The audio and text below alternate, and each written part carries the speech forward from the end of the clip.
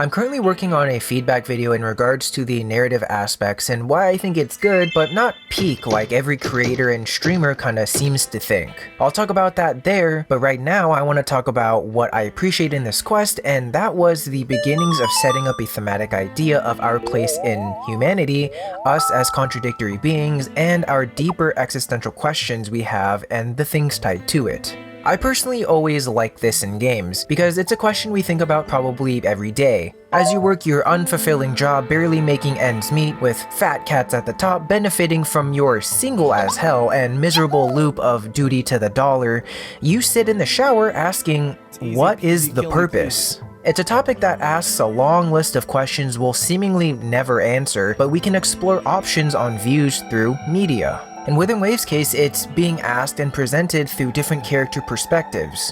Rover as the unwavering ally of humanity where no sacrifices should be made and that people aren't meant as means to an end. Shorekeeper, a non-human entity having conflicted inner struggles between duty and emotion butting heads, and the Tethys system representing the harshly utilitarian perspective where any sacrifice is okay if it's for the greater good and it preserves humanity. These characters in 1.3 create an interesting dynamic that covers something more than just a surface level of the AI learning emotion trope that people seem to be particularly unforgiving with in Wuthering Waves for some reason. If you think a bit more, you come to realize that one of the somewhat subtle things here is the contradictory nature of living. This is seen most in the two newest characters, Tethys and Shorekeeper. No one has seemed to look at Tethys as a contradictory being, as it's supposed to be a cold machine where it views that in order to save humanity, sacrifices must be made.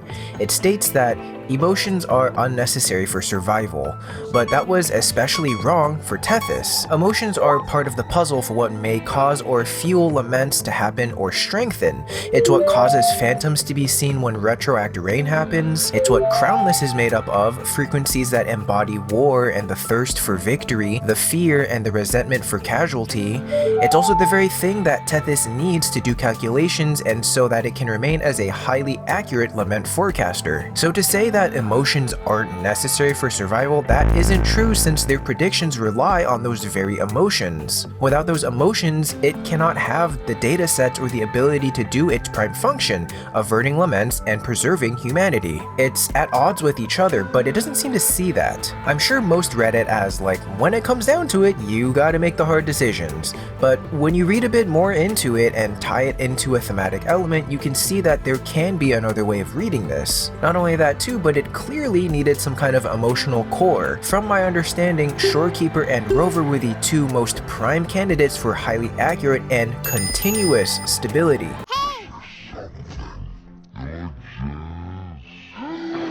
Thankfully, it found that, I guess, in another lament core, but needless to say, yeah, it needs some emotional factor to continue functioning.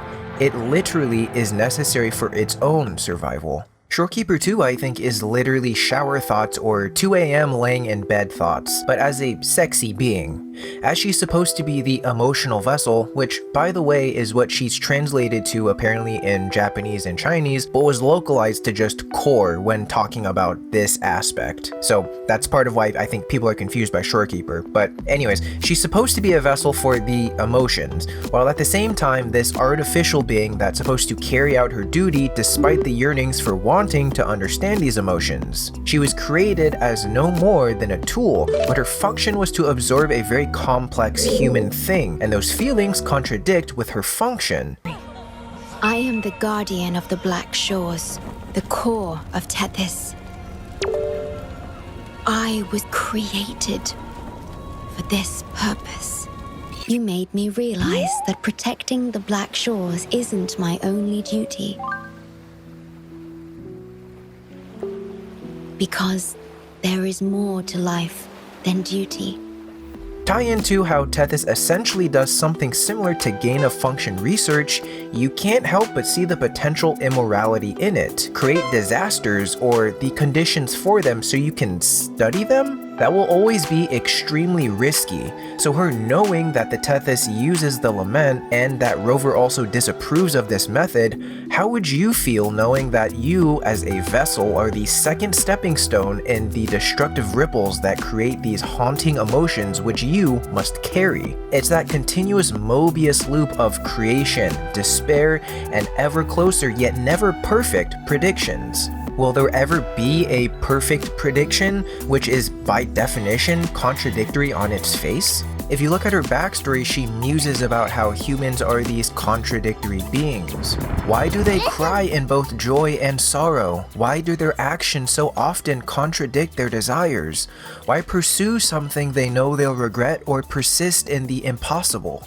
How can they so easily harm others yet sacrifice themselves without hesitation? Every time the Shorekeeper thought she was closer to understanding, an unexpected event would overturn her conclusions. I think Shorekeeper is meant to allegorically be a parallel to humanity itself because it's neither this idealized vision in Rover, but it also isn't this heartless supercomputer apathetic to losses. She's learning how to understand feelings at a basic level, but that's what we do too, and some of us are still in that process. She's an example of how we learn, ponder, and balance emotional input versus the logistical inputs. Our lives are more complicated than one or the other, and you realize that when you are put in situations where you need to actively balance responses in real time. So I appreciate that in some ways, Shorekeeper, faults in writing and all, is meant to in a way be something higher than just a love interest for our MC. But it's a potentially deeper look at us as how we live, what we believe in, and furthering a discussion to hopefully find answers or